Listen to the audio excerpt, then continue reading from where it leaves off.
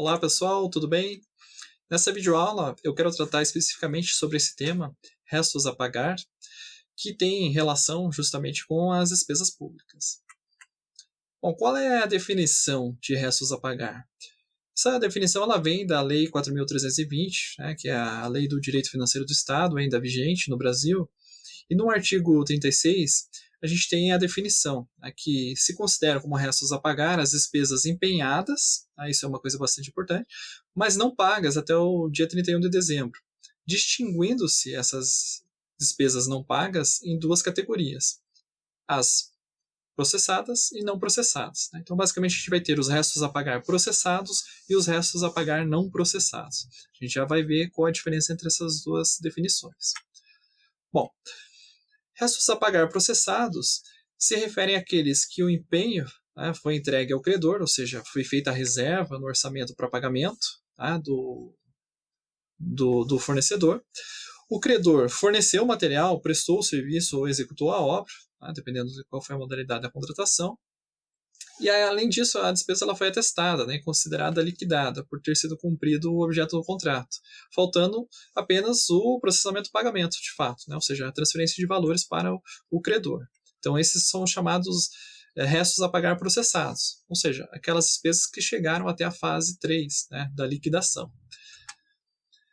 Os restos a pagar não processados são aqueles que tiveram o empenho legal emitido, mas que o objeto adquirido ainda não foi entregue ou depende de algum fator para regularizar a liquidação, ou seja, ele ainda não foi liquidado.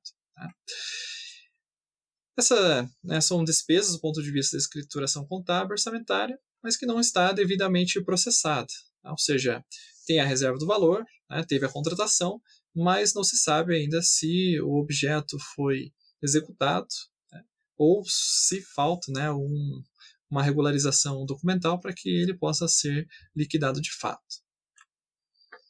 Aqui eu trago um esquema do relatório do Tesouro Nacional que mostra a possibilidade, inclusive, de restos a pagar passarem por mais de um exercício financeiro. Então, basicamente, a gente tem o seguinte. A gente tem as etapas das despesas, a dotação orçamentária, que é a parte da fixação, as despesas que são empenhadas, liquidadas e pagas. Então, se a gente passa pelas 4 fases, tudo aconteceu dentro do exercício. Mas, se alguma coisa ficou para o exercício seguinte, então ele vai ser inscrito no chamado restos a pagar. E aí a gente vai ter, se ela chegou até a etapa do empenho, então ela não foi liquidada, então ela vai ser inscrita em não processados. Se ela foi liquidada, mas ainda não foi feito o pagamento, não chegou na 4ª fase, então ela vai ser inscrita em restos a pagar processados, e a ideia é que ele seja pago no exercício seguinte. Pode acontecer de que não tenha sido pago, e aí ele vai ser reinscrito em restos a pagar processados para o exercício seguinte.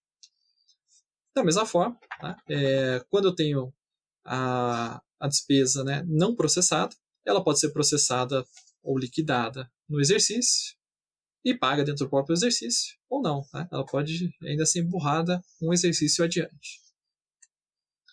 Aqui, só por curiosidade, eu trouxe também desse relatório, que ao final eu coloco a referência, como é que tem se comportado aí desde 2009, ou 2010 em relação a 2009, e até 2020 em relação a 2019, os restos a pagar, em termos de valores. Então aqui são bilhões a preços correntes. Então a gente teve um pico aqui em 2014 e 2015 de 228 bilhões de restos a pagar, sendo que varia um pouco, diminui no 2016, 2017, 2018 e volta a subir em termos de valores, sendo que a maior parte, por incrível que pareça, são restos a pagar não processados, o que não deveria acontecer, que eu vou explicar na sequência.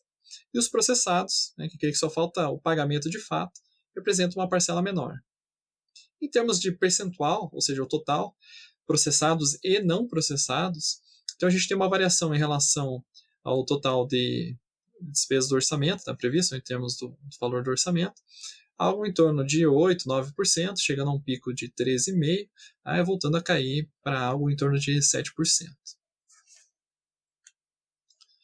Bom, obviamente, como a gente tem ali um número bastante elevado de restos a pagar, principalmente não processados, que fica de um exercício para o outro, né, a gente tem alguns tipos de controle, né, ou deveria ter, em relação aos restos a pagar.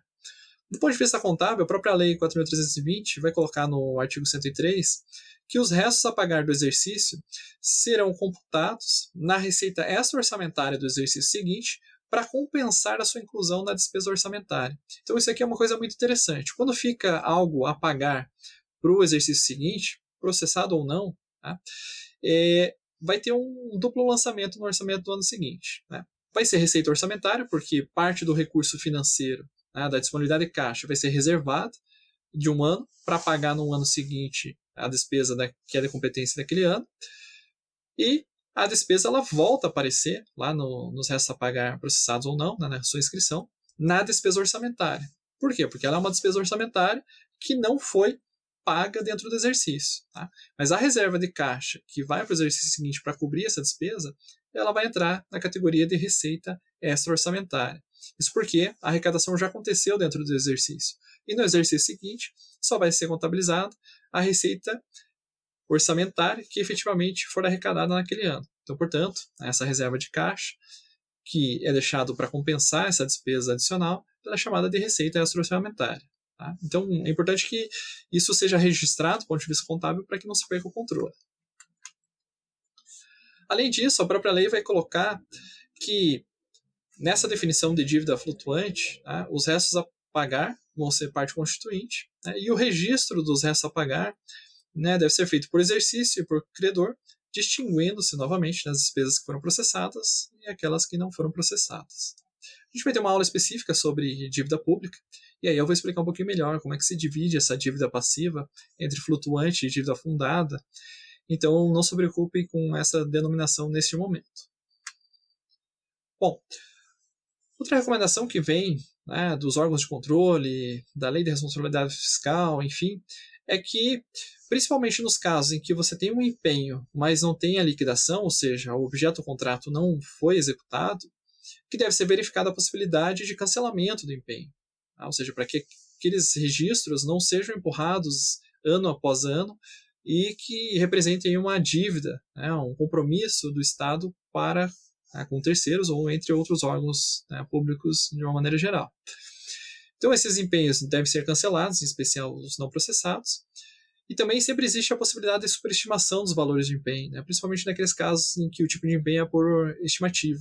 Tá? Então, às vezes é colocado um valor de empenho, o valor é executado, mas se não for feito o cancelamento do empenho daquilo que não vai ser executado mais, do ponto de vista operacional e contábil, aquilo vai se arrastando ao longo dos anos. Então, há recomendações dos órgãos de controle de que os restos a pagar não deveriam ultrapassar 5 anos. Tá? Na verdade, eles não deveriam passar 1 ano, né, após a sua inscrição. Então, o mundo ideal seria que os restos a pagar processados, né, sejam processados, desculpa, e efetivamente pagos no exercício seguinte, né, independente se eles entraram, né, de um ano para o outro como processados ou não processados. Então, principalmente nos casos processados, só falta executar o pagamento. Então, não tem porquê ele ser adiado por mais de um exercício financeiro. No caso dos não processados, tá, então, a primeira indicação é que seja avaliada a possibilidade de cancelar aquela despesa. Caso não seja possível, tá, que ele seja de fato processado, ou seja, que o objeto do contrato seja entregue e que se proceda aí o efetivo pagamento ao credor.